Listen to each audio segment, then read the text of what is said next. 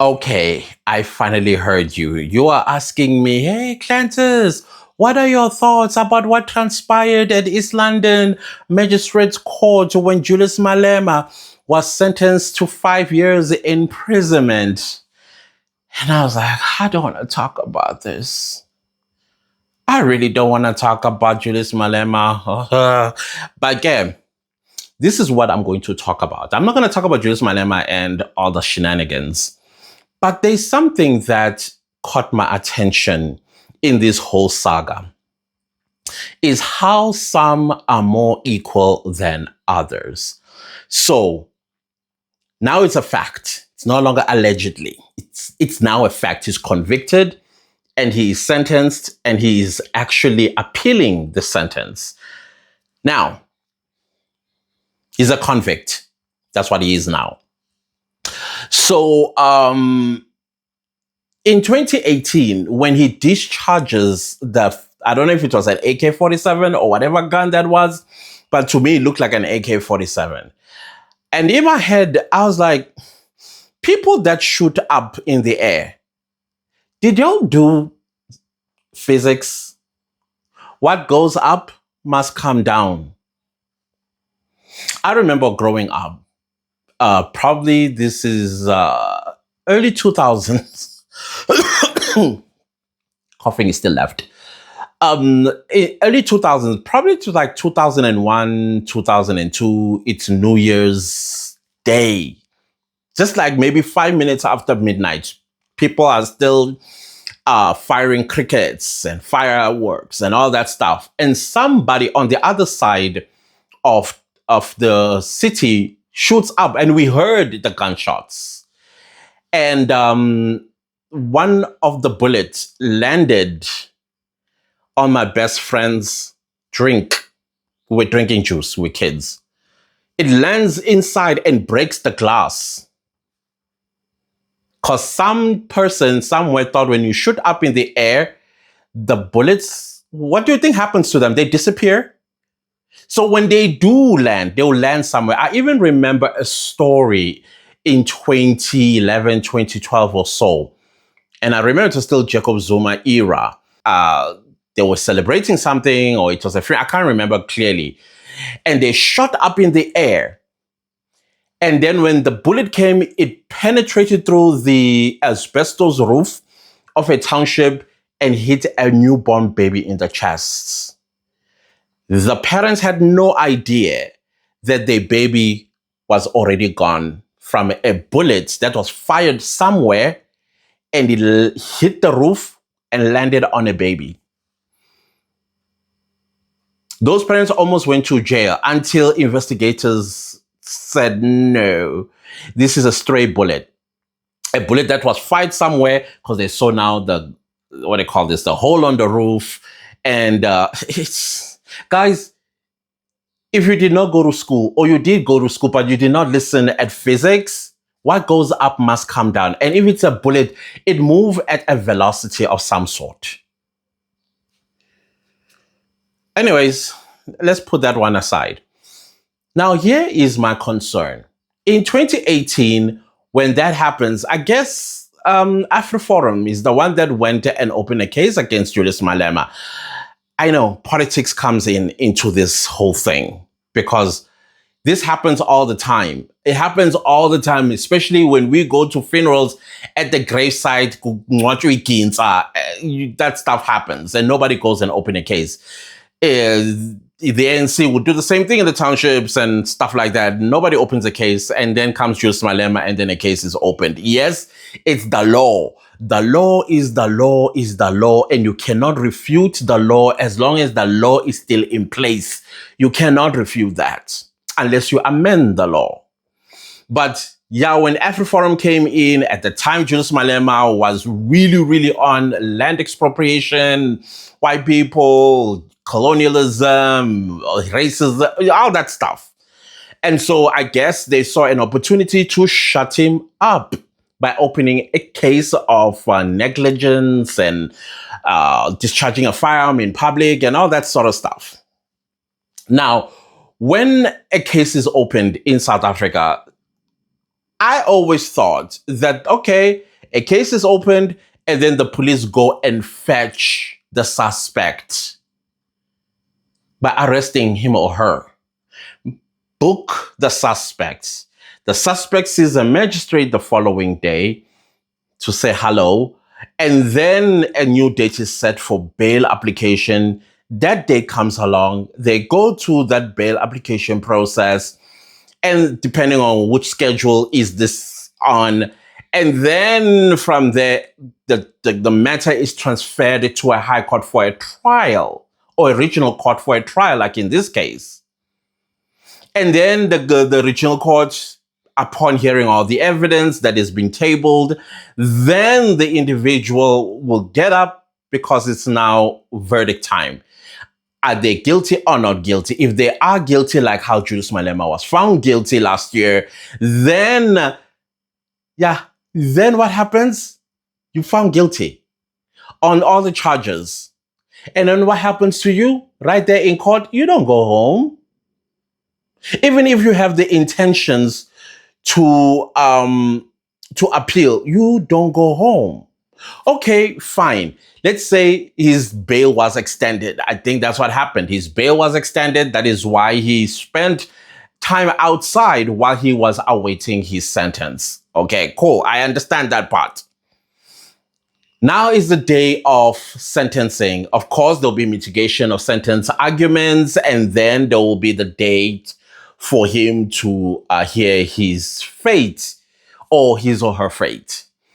And then what I understand, the moment that you now are sentenced, irrespective of whether you have the intention to lodge a leave to appeal or not, you are still going to have your hands behind your back and escorted out of the courtroom, into the dungeon, into the van, straight to prison.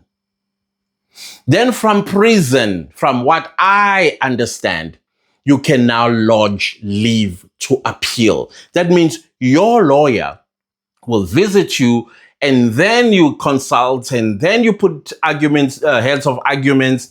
Then you come and make an application to the very same court that convicted and sentenced you, and say, well, we are here to appeal the sentencing and the conviction. And then the court clerk will go into the court diary and say, oh, on this day, we are available for you to come and argue your leave to appeal. And then whether that is 2 days, a week, a month, 6 months down the line, courts are swamped. So I'm assuming if this actually had to happen to Julius Malema, his appeal, we would have heard it somewhere around August, September 2026. Again, the courts are swamped. And then from there, September or August comes, then the heads of arguments are made, and then the judge, then the magistrate in this case, would reserve judgment until further notice. And probably that will be a month, 2 months, 3 months. So then he gets to hear his fate probably in December, whether he succeeded or not with his leave to appeal. But everything happened in one go. In Gqeberha, not Gqeberha, in Ukombo. In one day. That left my head spinning like, huh? Listen, we've had people that we know that went through a criminal process. And what happened in that court with Julius Malema never happened before. I have never heard of it happening to anybody before. This is why I always challenge the EFF followers that you guys, you don't have critical thinking. Because you should say, hang on, in as much as I favor this guy, but why isn't he challenging the justice system processes? But it suits him, I suppose. I'm still on that, like Njani. Because I can tell you, the same yesterday, somewhere in South Africa, Somebody was in a similar position as Julius Malema, but guess where they slept last night? Guess where they are right now as I film this video? And guess what they are waiting for? Yeah, they did not sleep at home. Their matter was not, the leave to appeal was not argued and granted or dismissed the same day. That did not happen. They were sentenced and then they were whisked away. And then the lawyer followed to begin to lodge leave to appeal. Or maybe leave to appeal lodge can be made immediately after the sentencing. I don't know. I think that is possible. But to have arguments on the same day, that's where I was like, I'm lost. I really am lost. Because that means the law is not applied to all of us equally. Number one, a criminal charge was laid and he never spent a day in jail as a suspect. And then he goes through the trial process, I don't know how many, 7 years later. And then he gets found guilty. Then he's sent home. Then he comes back for mitigation of sentence. Then he goes home. Then he comes back for sentencing. He is sentenced to 5 years. Well, actually, all in all is 9, but because they're all running concurrently, it's 5 years. And then he appeals right there in court for both his conviction and sentencing. He loses the conviction one, he wins the sentence one. And then he still goes home.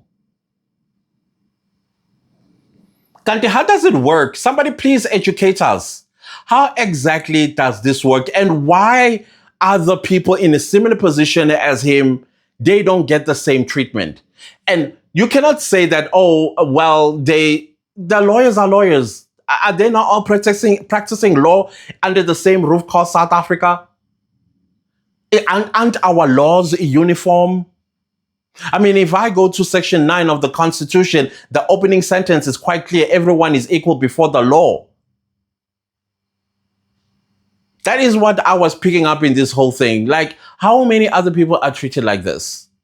How many people that actually are going to await their appeal in jail right now?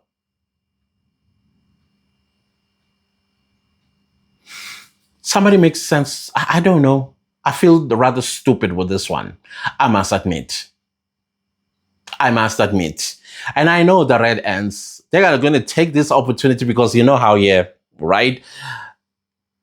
But I'm ready for y'all. I'm always ready for you guys. And I'm ready to put you in your place.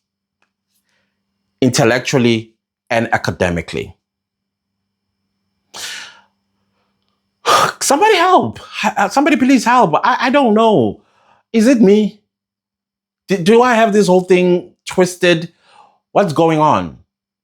And I think the Minister of Justice and Constitutional Development has to explain. The Judicial Commission, what's the Judicial, JSC, Judicial Service Commission,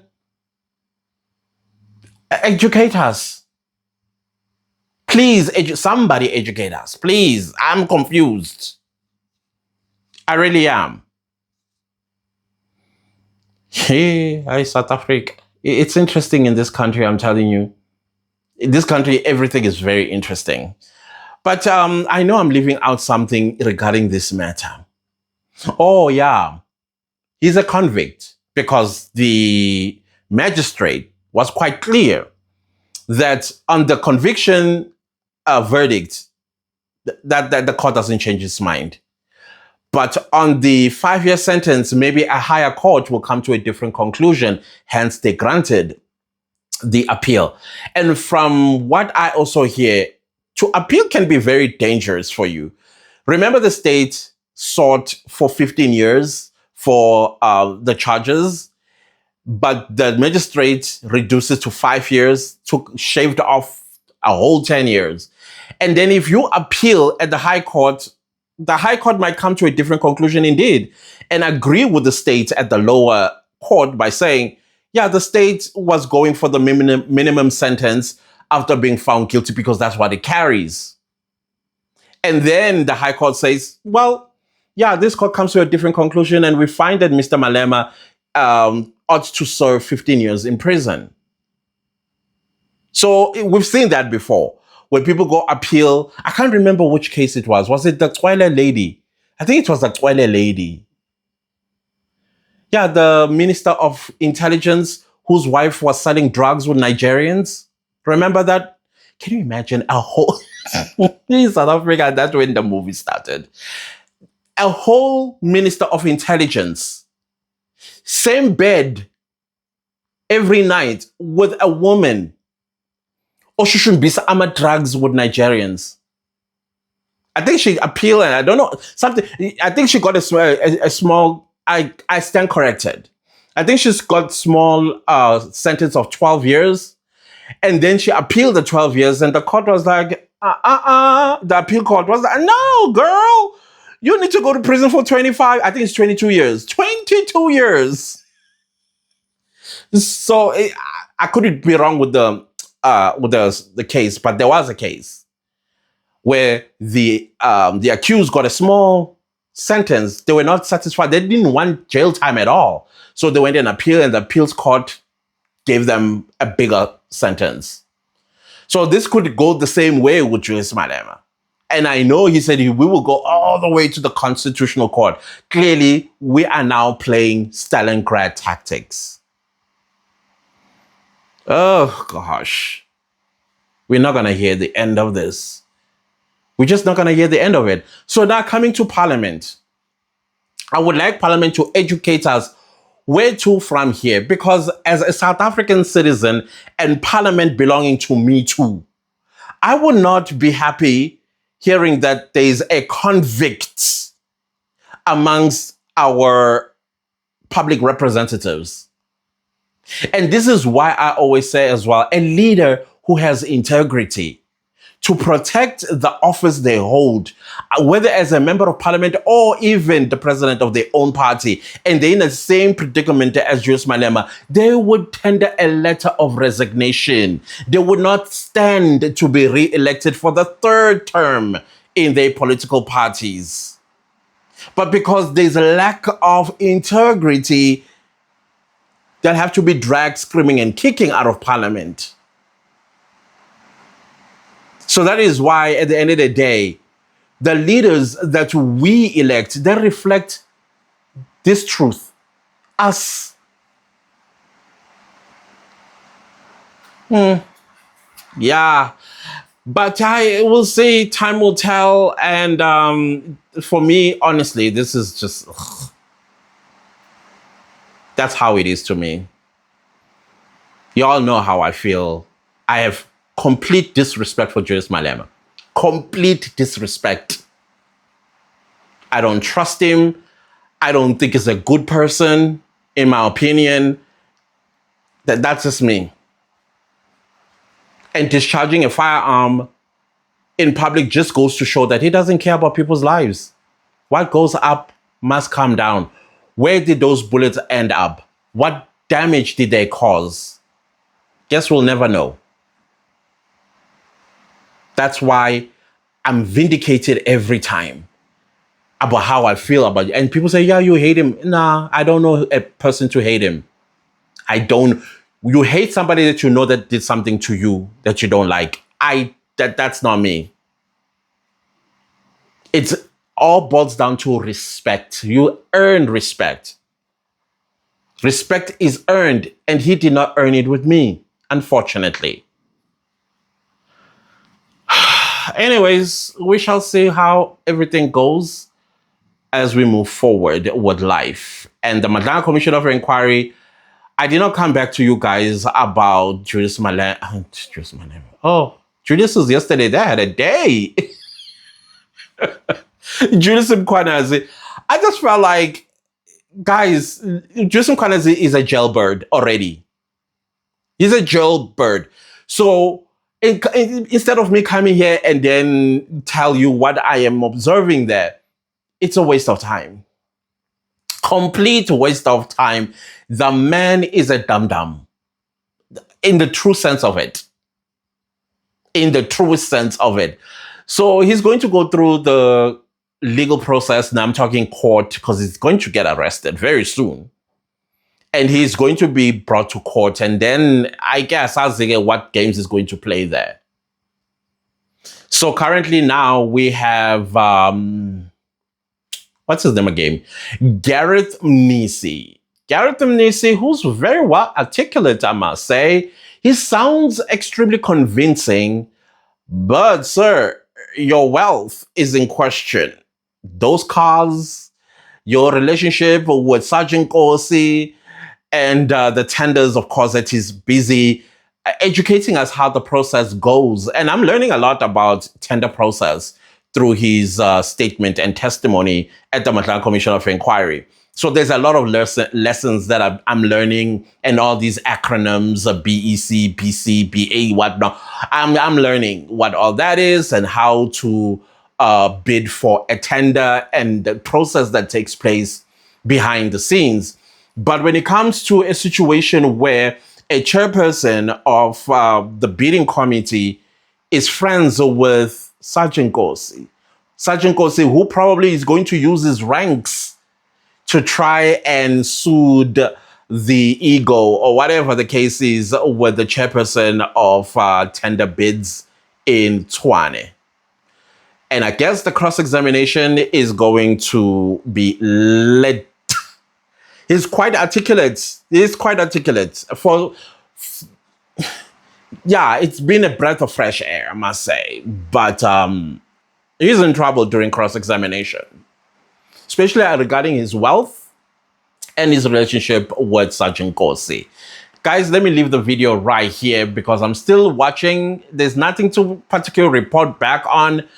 I'm going to be back with you guys when the cross-examination begins. He's just dropping whatever he needs to drop to give us a picture of what his responsibilities are. And I'll see you later. Goodbye.